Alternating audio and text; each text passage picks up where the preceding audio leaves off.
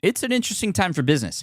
Tariff and trade policies are dynamic, supply chains are squeezed, and cash flow, it's tighter than ever. If your business can't adapt in real time, you are in a little bit of hurt.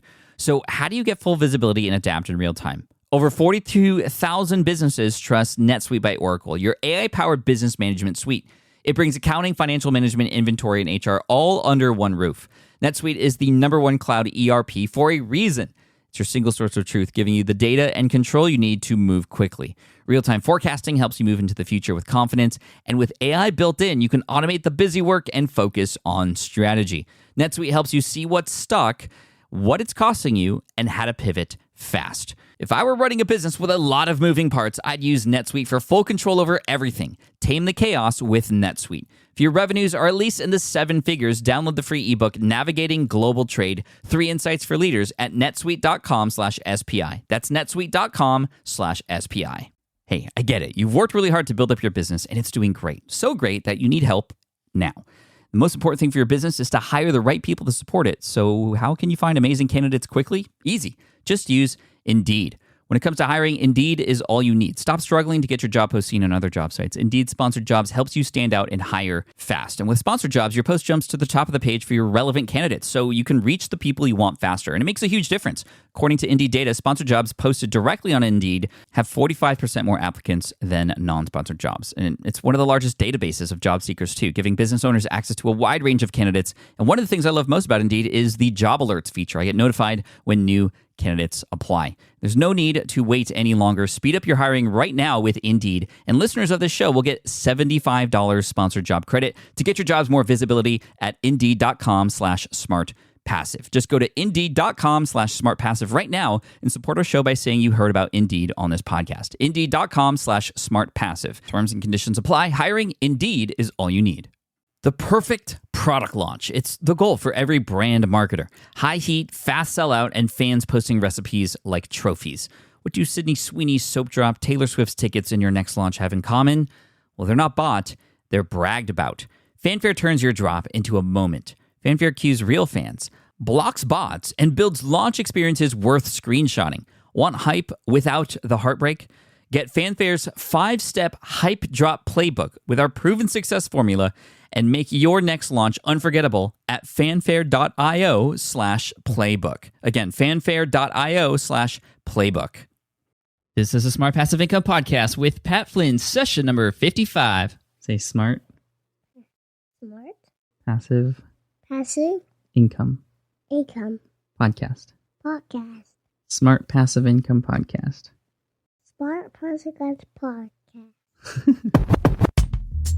Welcome to the Smart Passive Income Podcast, where it's all about working hard now so you can sit back and reap the benefits later. And now your host. He's a little obsessed with buffalo wings, Pat Flynn. While DIY website tools are everywhere, most fall short on design and performance. Hit publish. Framer ships your site worldwide in seconds. No code, no compromises. Framer is a powerful, user-friendly platform that delivers developer-level results without writing a single line of code. Make your designs move and convert with Framer. Framer brings your site to life with powerful animations, dynamic content handling, and a design-first approach that helps your site stand out. Framer is the design-first, no-code website builder that lets anyone ship a production-ready site in minutes.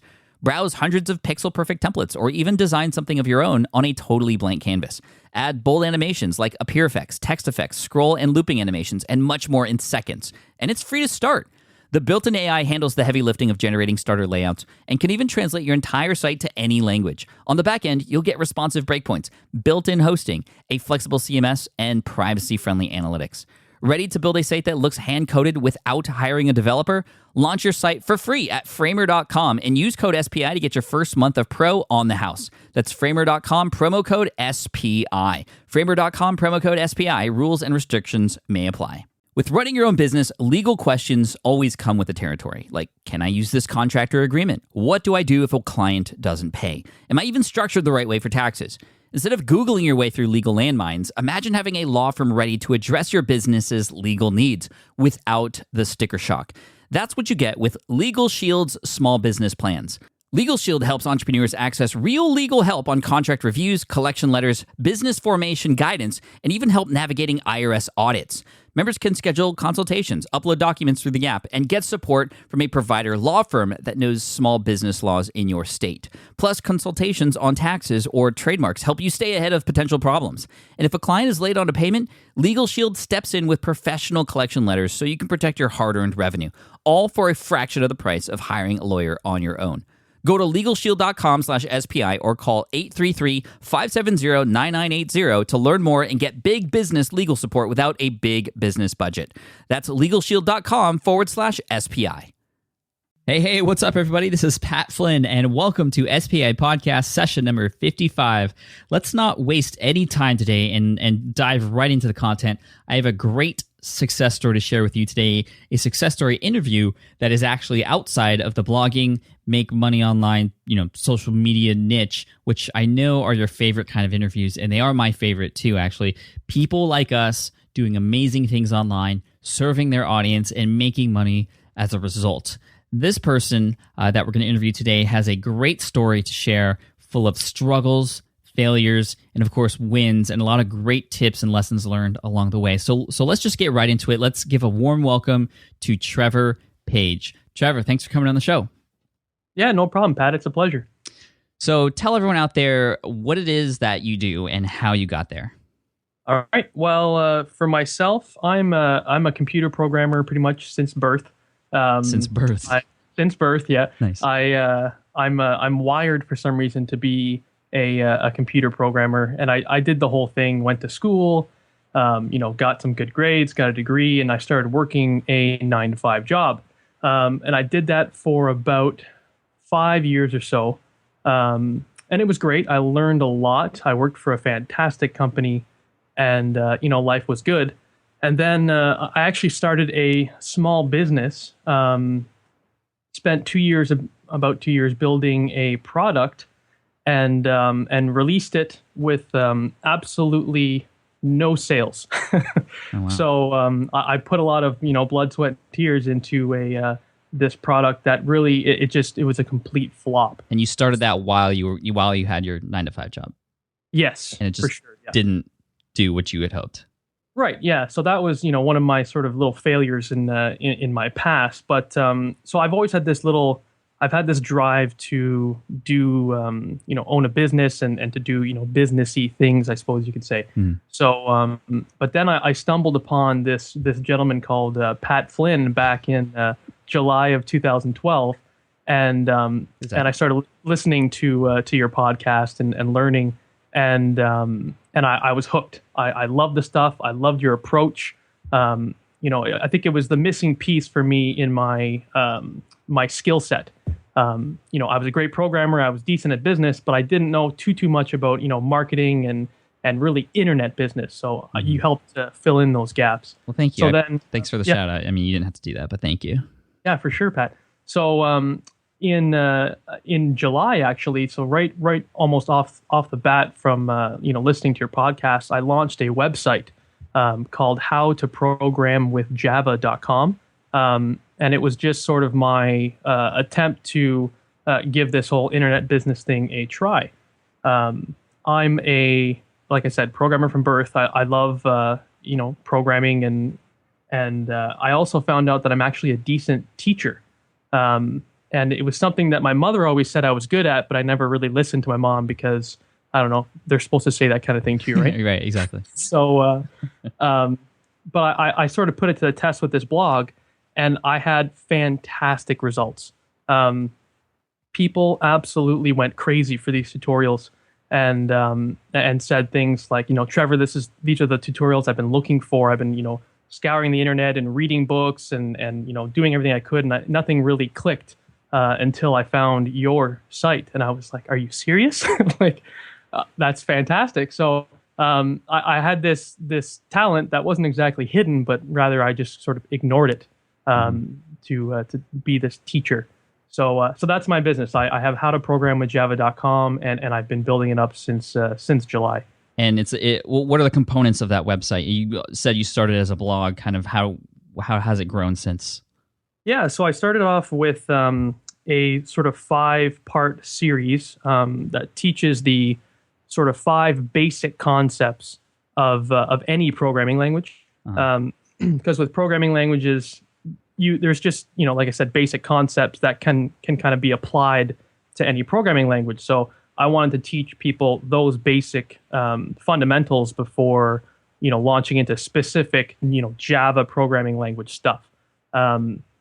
So I launched that, and that's where people were giving me all these great reviews. And actually, I spent a few days or weeks just kind of firing emails out and getting the word out about this website. And one of the people I sent this email to was Lifehacker. I think you're aware of lifehacker.com. Yes. So they actually, I guess, liked my stuff, and they actually posted a little blog post on their blog about my website, and it was this hockey stick effect for my traffic that went to my website. Love it. It was insane. So that really helped launch the blog, and from there, the components that I've put into it have just been tutorials mainly, as well as assignments that I've put in there most recently, so they can actually put their knowledge to the test with these assignments. And I also launched an eBook from those tutorials, and started a membership website also Awesome. based on those tutorials. So I've been busy. So cool. That is so cool. Okay, so let's go back to let's go back to the beginning. I want to talk about that business that you tried to create when you were working 9 to 5.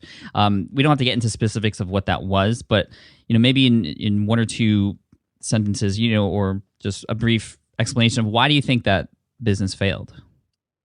I think it was too narrow a scope. There weren't too many customers that would go along with it.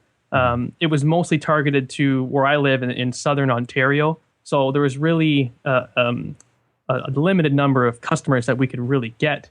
So we'd have to charge a lot of money for this, particular software. And so that was sort of one factor. It was perhaps too expensive for people. And the second factor was I think we were just too early in releasing this software, because the industry that it was released in, they're still working with paper and pen. And it's kind of hard to pull them away from paper and pen. So that's what the product was supposed to do, was help pull them away from that. But it just seems like they're not ready to make the changes yet. So right. So it seems like it was because it was sort of locally based, I guess, or location based, which kind of takes away the rest of the world as far as your customers are concerned. Big time. And then maybe there was just not enough market research done to figure out that maybe they're not ready to move to this kind of platform yet, I guess you could say. So absolutely, I think that is a very common problem with people, that they sort of get ahead of themselves. I mean, you said you spent 2 years and probably a number of resources, probably a little bit of money setting this up, when a lot of people, they probably should focus a lot of their efforts at first to just figure out who their target market is and what it is that they would want. I mean, it would be really easy just to call some people up and be like, hey, would you use this? And if you got a bunch of no's, then you would immediately know.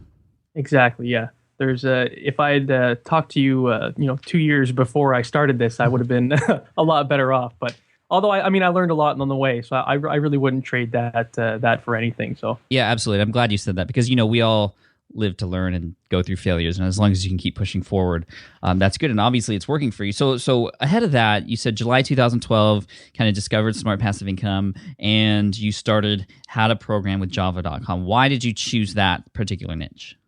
Well, like I said, it was my goal to sort of try this teaching thing out, because I had this idea that perhaps I was good at it, and I really like talking about programming. It actually, that sort of realization I stumbled upon it was a Friday evening. I remember it clearly. I was in a pub with one of my really close friends, and we were just sort of talking about our lives and the directions they were going. And my buddy said, hey, Trevor, why don't you try teaching me something about this programming stuff that you do? And I literally spent probably 2 hours on a Friday night in a pub teaching my buddy about programming, and I was having a ball. Like, the time just flew by.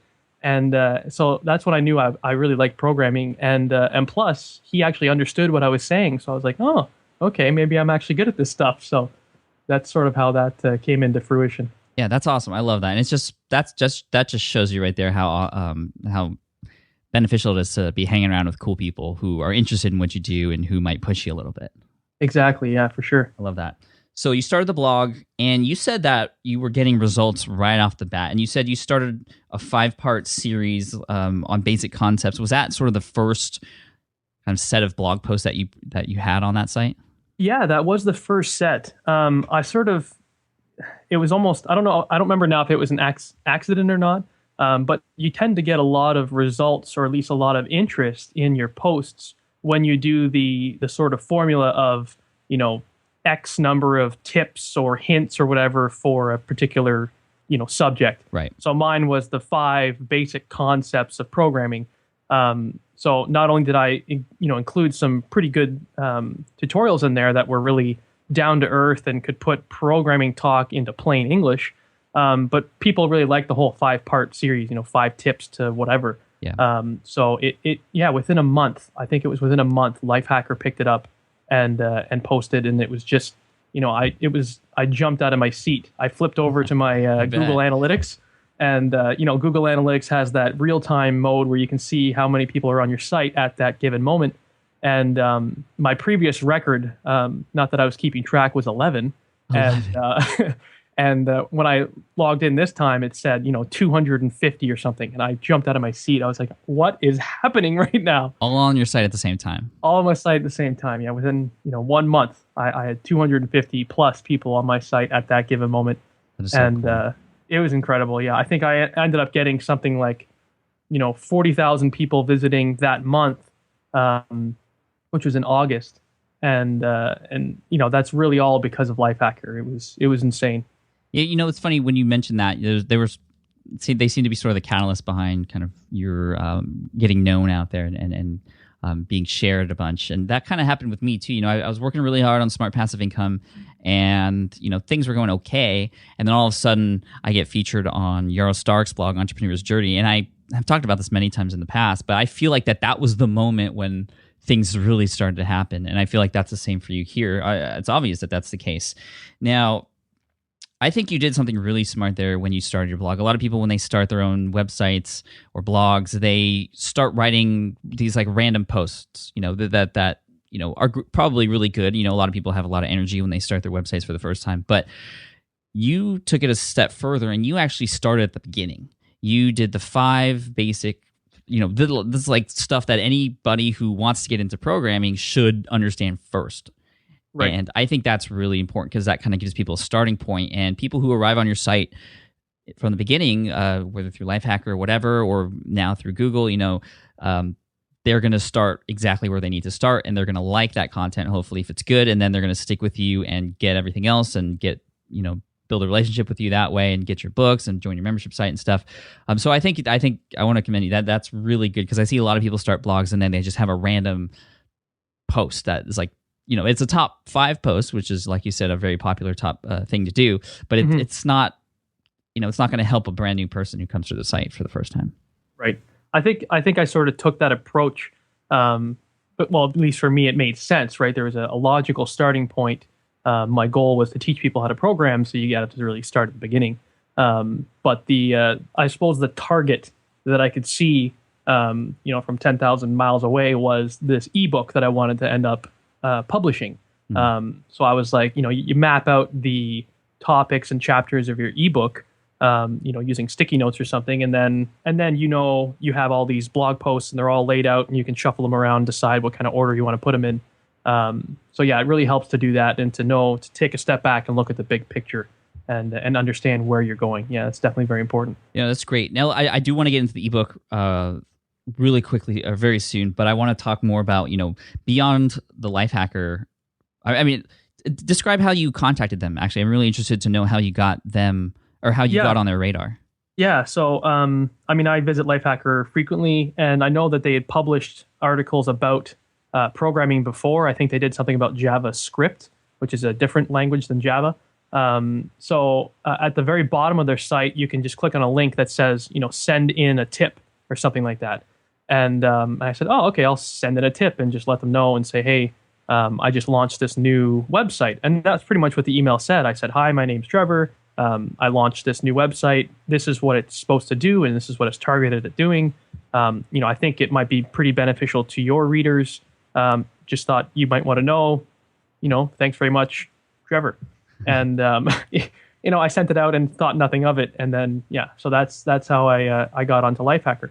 I think that's really cool because a lot of people won't take that initiative, especially with a large site like that. Yeah. Most people would probably think, oh, well, there wouldn't be a chance in ever for me to get featured, so I'm not even going to try. Yeah. You throw a bunch of stuff on the wall and see what sticks, right? And how long did that email take you to write? It was it was probably a whole from start to finish for logging into their website to sending it was probably 5 minutes. And it was, it changed everything. 5 minutes. Yeah. Best 5 minutes of my life right there. That's the most effective time that I've worked to this date. That's so cool. Did you do anything else to get traffic and get noticed and get out there? Did anything else work or not work for you? Yeah, I mean, I tried I followed through your whole backlinking strategy and tried that stuff, and I purchased Unique Article Wizard and that kind of thing. And it's tough because those are long-term things, right? Those are things that you need to look at over a long span of time before you start to see some results. Right. And which is kind of in contrast to how I am. I'm one of those, Generation Y instant gratification people. Mm-hmm. So, it was tough for me to keep putting that effort in. So when I got the Lifehacker, scenario unfolding, that was fantastic for my instant gratification. Yeah, definitely. Yeah. Well, I mean, that just shows right there kind of where our time might be better spent. Maybe doing all the gaming Google type of stuff isn't the right thing to do. And I really don't think it's the right thing to do, even though I know it works. And now with Google's algorithm changes, it works sometimes. Sometimes it doesn't. But I think what you're doing and kind of reaching out to people, I think that's what we need to do now. And I, when I do more niche sites in the future, I'm going to select topics where I would be comfortable actually getting on the phone and talking to companies and trying to figure out stuff or talking to people and interacting that way. I mean, really, that's a great way to stand out because not everyone's doing that. Yeah, for sure. Another thing I wanted to mention before we move on is some research I had done initially. I actually purchased the Market Samurai package, and for me, it was tough because I needed to understand. I needed to have something to compare against, right? And I made a mistake. I got the Market Samurai, and I was trying to figure out what I wanted to name my website. So I was doing my keyword research, and I pulled up, security guard training, and I took a look at, the Pat Flynn site and seeing his sort of details and whatnot, and I saw, it said something like, roughly around 700 daily hits for security guard training if you were ranked first in Google or something. So I said, okay, Pat's doing good with that, so maybe I should shoot for 700. So then I landed on the keywords how to program with Java, and my number was something on the order of 17,000. And I was flabbergasted. I said, "Oh that's perfect! Like it's the how-to type of thing, which is great." Mm-hmm. And 17,000 hits a day. I had stars in my eyes, and I pulled the trigger.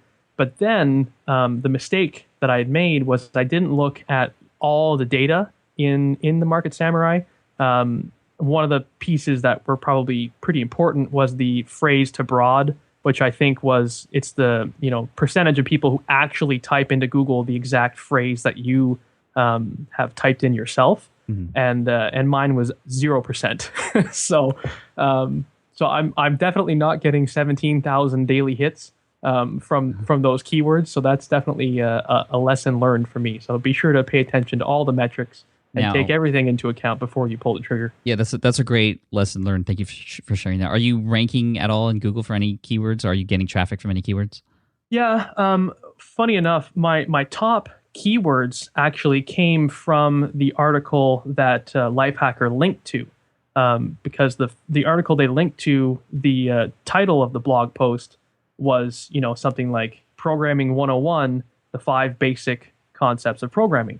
So the keywords I actually get most of my traffic from are Programming 101 and programming basic concepts. I think number 4 or 3 is how to program with Java. So although I've been, focusing on how to program in Java and trying to get, ranks on that keyword, that's just not how it played out in the end. So that was kind of interesting to me to see. Yeah, I mean, I think, with something like how to program with Java, something with so many daily hits, that's like your platinum keyword. I mean, that's like your dream keyword if you can get that.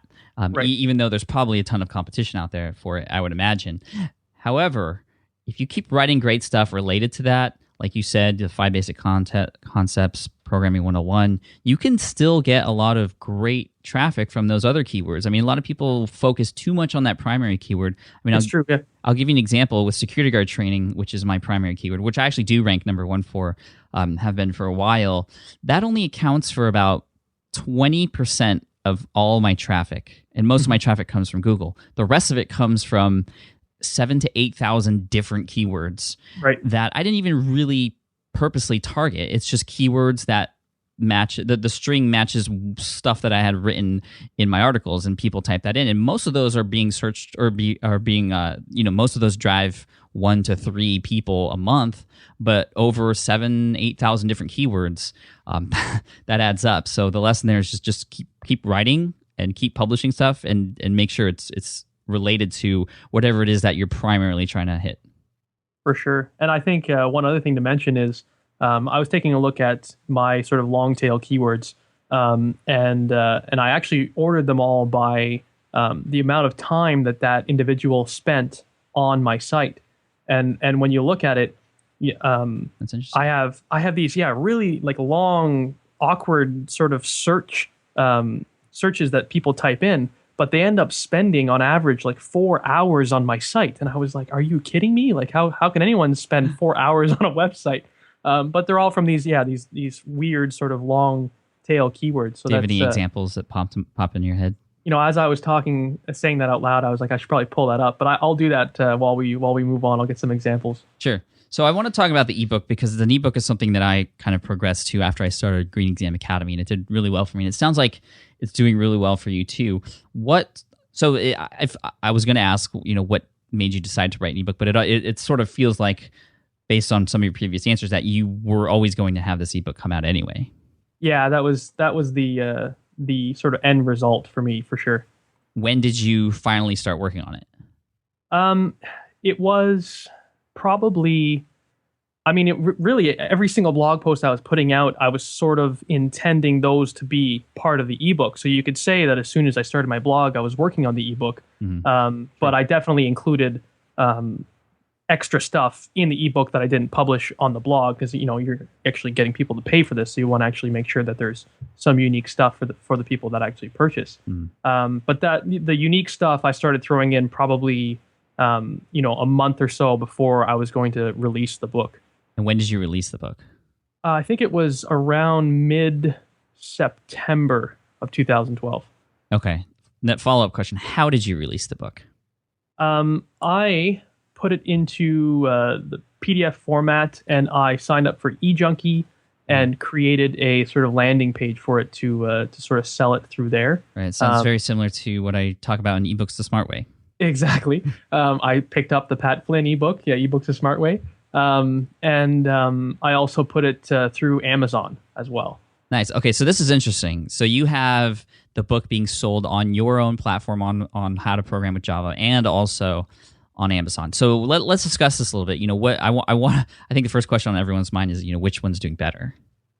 Yes. Okay. Good question. It's actually a bit skewed right now, I think. I would say that the Amazon sales are doing better, but that's because I just enrolled in the Kindle Select program. Mm-hmm. Are you familiar with that one? I am, but if you want to explain for everybody.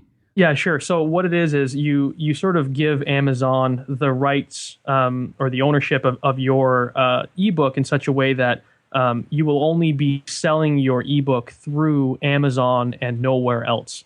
So they get sort of exclusive rights to sell it, which you'd think, why would you want to do that? Yeah. But they also provide sort of a 5-day sort of free promotional aspect for you. So you can actually sort of give your book away for free during those that 5-day period and hopefully get the word out about your book and have people share it with their friends and get their friends to buy it. So right. that's sort of I think you can. I think in the KDP program you can also, or the Select program, you get money every time someone borrows your book, I think. That is true too. Yes. So it also allows the book to be borrowed, and yeah, that's based on a fairly complex algorithm with their certain pool of money that they have, something like $1.4 million, and you get a small piece of that pie depending on how many people borrow your book. To put that into focus, I think for my numbers for last month, it was something like $2 I received for every time someone borrowed the book. So it's not a massive sum of money, but hey, it helps, right? Right. How about sales? How have sales been? So sales have been. It's interesting. It's an interesting story around it because I was sort of. I've been looking so closely at the short term, looking week after week at the sales, and when you look so narrowly focused on just the numbers for the week and don't take a step back and look at the big picture, you can sort of get depressed a little bit. And I was in this sort of down, depressive sort of state because the sales I was making, it was just not enough. To elaborate on that, because I had quit my job. So actually, I'd quit my job in October because I wanted to do this. I wanted to do this full time, and I was really passionate about it, and I really wanted to give it my all. So you have bills to pay. So yeah, looking at the short term, it wasn't looking like I was going to be able to pay my bills. But then I took a step back, looked at the trends that were going on, and I noticed that almost consistently, week after week, my sales were increasing by about 25% every single week. Wow, this is on Amazon. This is on Amazon, correct? Why do you think it was going up like that? I can only attribute it to other than just the blog. I think the amount of traffic that I was getting in my blog has also been increasing by about 25 to 35% month over month. So, and I definitely have a link from the blog to the book. So that has to be one factor. But I think the other one is possibly the Kindle Select program with getting the word out. So really, when I realized that there's this consistent 25% growth, if those numbers continued, then I actually will have successfully replaced my 9-to-5 income in about 2 months. That's fantastic. Yeah, that was a really, really good day for me. So, because that's been my sort of goal this entire time. Yeah. So that was awesome to actually realize. That's really cool. And you mentioned you put your book in the Kindle Select program and gave it away for free. How many copies did you actually give away? Good question. I think it was around 1,700 copies that got distributed. That's huge. Yeah. That's 1,700 copies. A lot of people probably discovering you for the first time because of that. And, that's more people who you could build a relationship with, more people who come to your website. And now it looks like you have other products to sell, your membership site, which we'll get into. But October. Go ahead. You quit your job. This was after you launched your ebook. What was going through your head then? Sort of, that's not an easy decision to make. No, it was a bold move. Like I said, I loved my job and I loved the people that I worked for and worked with. But I have, like I said, I was a programmer from birth, but I think I was also an entrepreneur from birth. I had this burning desire to do this myself, to be my own boss type of thing, and to build a business and make myself successful from the hard work that I put into my own business. And it was a really tough decision, but I said to myself, I want to give myself all the chances in the world to be able to fulfill this sort of passion, this dream of being, my own boss. So I felt like I wanted to give myself no other option than to succeed and then to, do this and to fulfill my dream.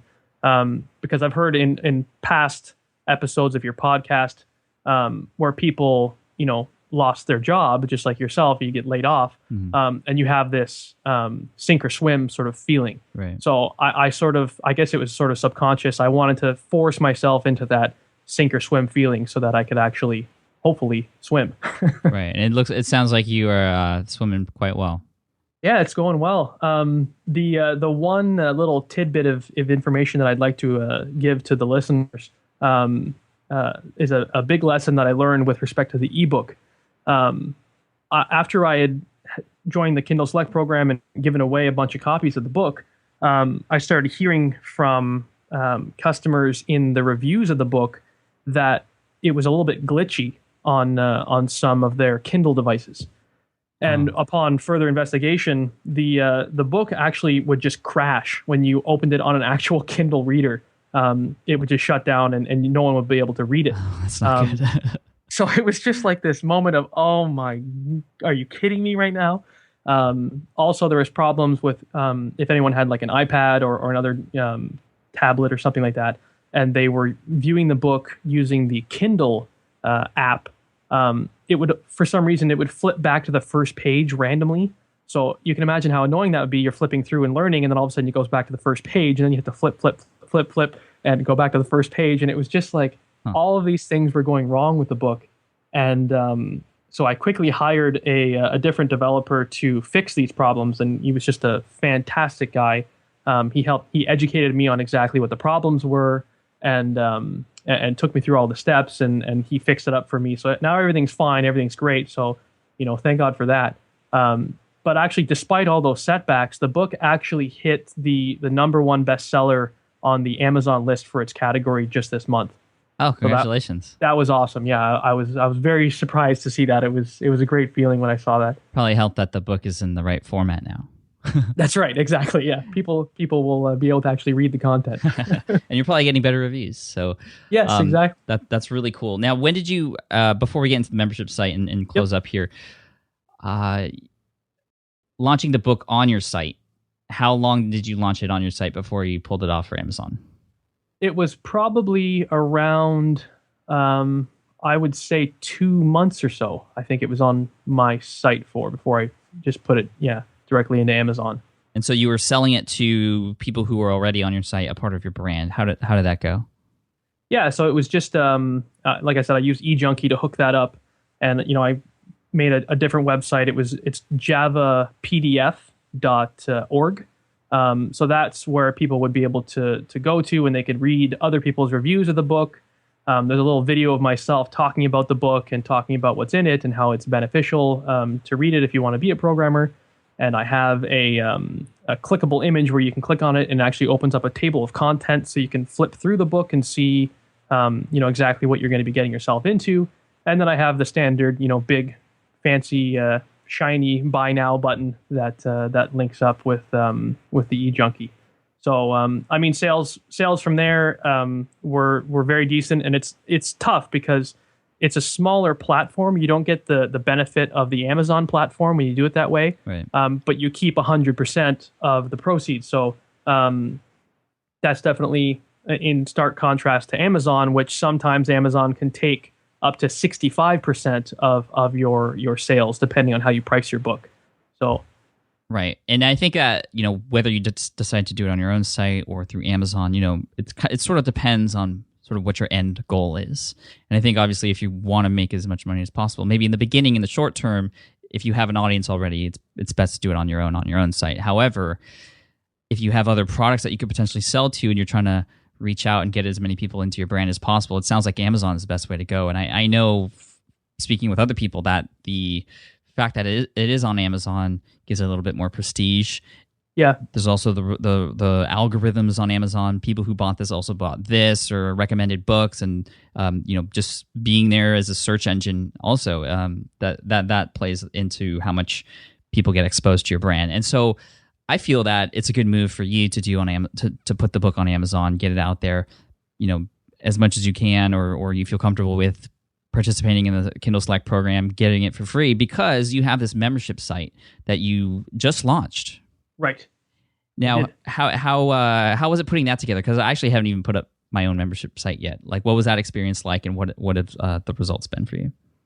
So that I was talking with a few friends from my past job, and the topic sort of came up of this. There's a need for a website that has videos that taught Java programming. For some reason, there's no real big popular site for a Java video tutorials type of site. There's none around, and they were saying, well, Trevor, you've got this audience already.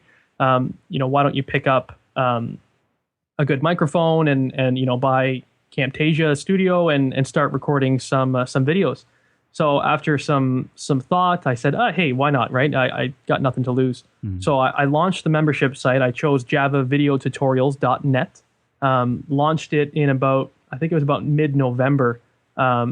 And it actually incorporates videos to teach them Java. It includes the assignments that they can actually use to test their skills. The assignments have like a built-in sort of grading system. So when they write out their code, the assignment at the click of a button will test the code that they wrote to see if the code is actually behaving like it should behave. So that was kind of a really neat aspect of the assignments that the readers really enjoyed. And I also built in actual tests into the membership site. So once you finish watching a video, you could take a test to make sure that everything you learned you actually did understand. It's a good suite that I put together, and I actually built the entire first version of that site from scratch in about 4 days using Java. So that was pretty intense. You built it in 4 days. I built it in 4 days. That was for I don't know if you've ever seen The Social Network, but you picture the programmer locked up in a room with lots of coffee and that was pretty much me for those 4 days while I hammered away at getting this thing up and running because I was so excited to get it out there, get it launched. That's great. And how's it going for you right now? Not too shabby. Since November to December to mid-December, there was obviously not as many sales as I would have liked because I didn't do a whole lot of marketing with it. I just sort of put a link on my blog. Mm-hmm. But then I started, getting the word out a little better through my mailing list and trying to spread word of mouth. I saw, 1,000% growth in sales from, December to mid-January. So that was fantastic. Yeah, that's great. Yeah, for sure. So, right now it's still small because it's new, but that's my goal. My goal is to kick into gear and get this whole internet business thing going and get some people on there and learning. Yeah, dude, that's awesome. We all have to start out somewhere, right? And it sounds like you're just in the beginnings of this really great platform that you built. And it's really cool to see you sort of in the beginning stages here and immediately seeing success based on the things that you've done. And you're following the right path here, I feel, and I can't wait to see what happens. In the future, we should do like a follow-up podcast or something. Sure. But I think for you, I'm just thinking off the top of my head, with this video program that you have, the tutorials that you set up. It just sounds like there's nothing else out there like it. And that is such a huge opportunity for you, especially if you were to hook up with other people who might have an audience that would be interested in this, or exactly.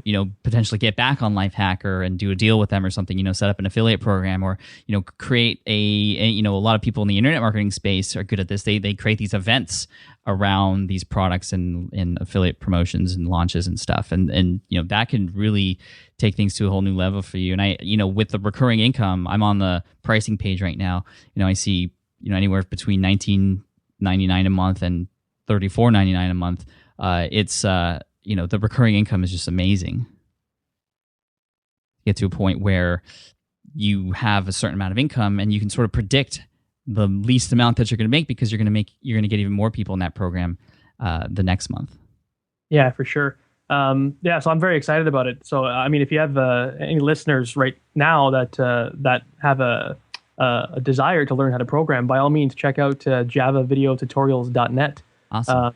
I'm sure they'll love it. I've had lots of people tell me, these are great tutorials, Trevor. You're applying all of your great teaching skills in these things, and just keep them coming. So it's been good feedback from the customers so far. So I'm pretty stoked. Awesome. Yeah, I'm stoked too for you, Trevor, and congratulations on everything so far. And I can't wait to see what you come up with later. Now, if you could leave us with maybe 1 or 2 tips before we head out, just for anybody who's just starting out online, or even anyone who's kind of a veteran, based on your experience, what would you say? Boy, I think my biggest thing, my biggest tip is I had plenty of people that surrounded me with sort of this negativity with respect to me wanting to pursue this course full time. I had people at work, I had close friends, I've had family members, and just say things like, everything's going fine for you right now, Trevor. Why would you quit your job? I mean, I had a great high paying job. Everyone at my job loved me. And, I had this great career all laid out for me. So they were saying, why would you give that up? So I think what was your answer to that actually before? My biggest thing is if this is something that you feel like you want to do and you need to do, and this is something that makes you happy or even happier than you ever have been, then why wouldn't you pursue it? It didn't make sense to me. And so what I ended up doing was I just said, you know what, thank you for your input. I will take that under advisement, and just sort of walked away. So I think a big thing for people is to just take the leap. Obviously, you need to make sure that you have some sort of security blanket. I had probably 6 or 8 months worth of savings in the bank account before I actually took the leap.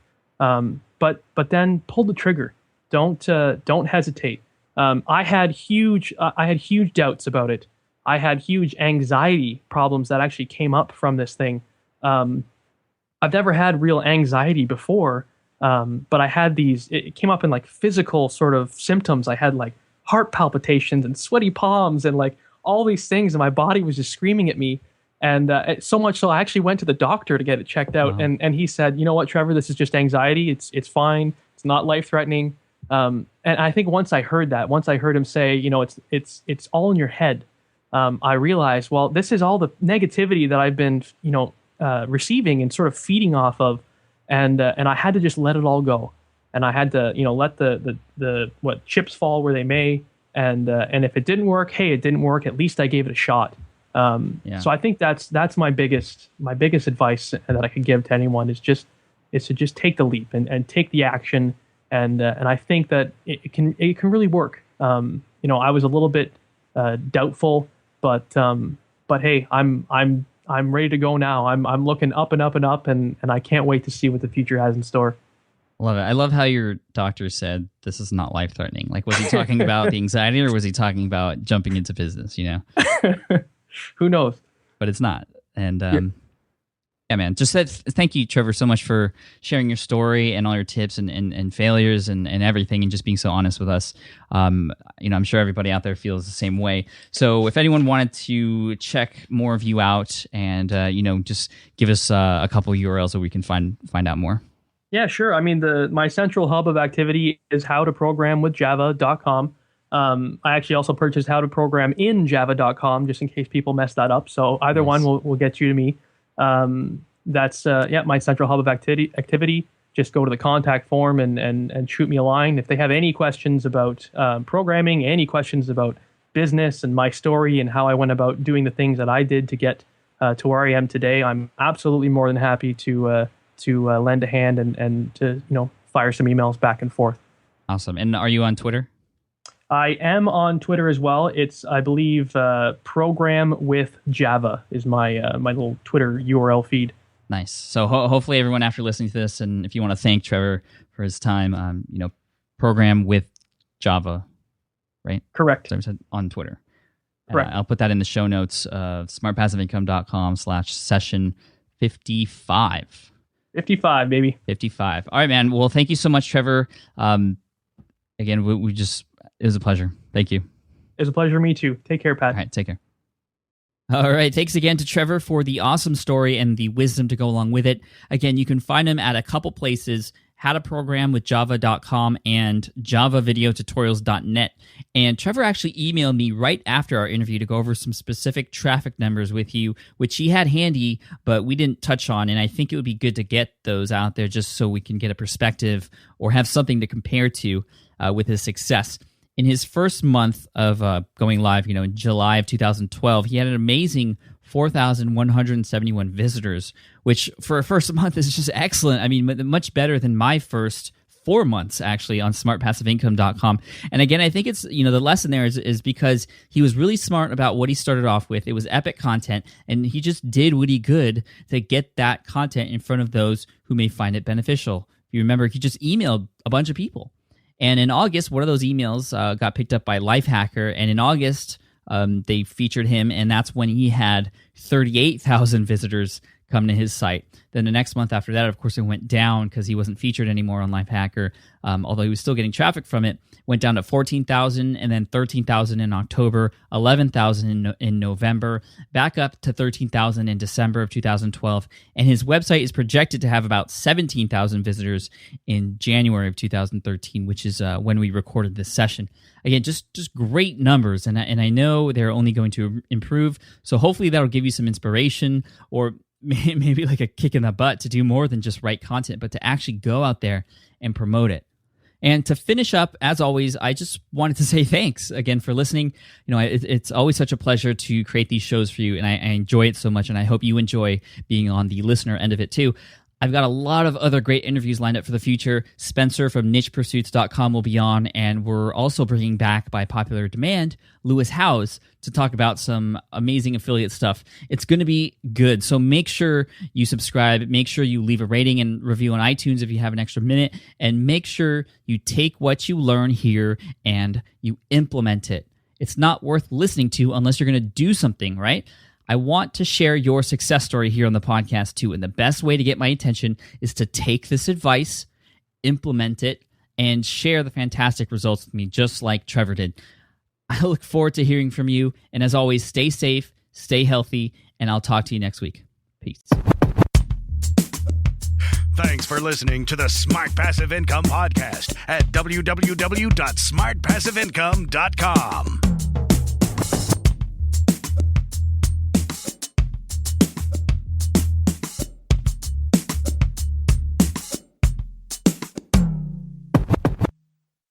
Thank you for listening, everybody. I get it. You want to grow your business, but selling at scale feels overwhelming. You're drowning in complicated funnels, creating different lead magnets, or constantly posting on social media. And that gets exhausting fast, especially when you're trying to sell to hundreds or thousands of people. But what if you could sell at scale with a simple, powerful quiz? A score app quiz or assessment asks your audience key questions and gives them instant personalized results based on their answers. Your audience gets to know where they are now and shows them the steps they need to hit their goals. You can set up a quiz in minutes using Score App's templates and have a powerful lead magnet that'll do the selling for you. The best part is your audience actually wants to take this quiz, and you build huge amounts of trust before you even make a single offer. No hard sales, no chasing leads, just value at scale. Get 50% off the first 3 months using the discount code SPI. Just head to scoreapp.com/SPI. Again, that's scoreapp.com/SPI. Have you dreamt about being your own boss, but still haven't made the first steps to making that dream a reality?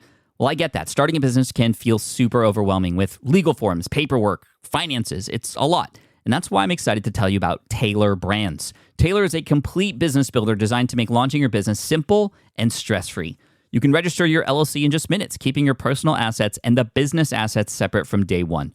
From there, you get access to everything you need to get off the ground. Legal documents, licenses and permits, invoicing and bookkeeping tools, and even a 100-day business coaching program, all designed to help you hit the ground running. You'll also get a free personalized business plan, branding tools, and so much more. And of course, listeners of this show get an exclusive 35% discount to get started. All you have to do is head to taylorbrands.com/SPI. That's TAILORBRANDS.com/SPI. Stop dreaming, start building with Taylor Brands.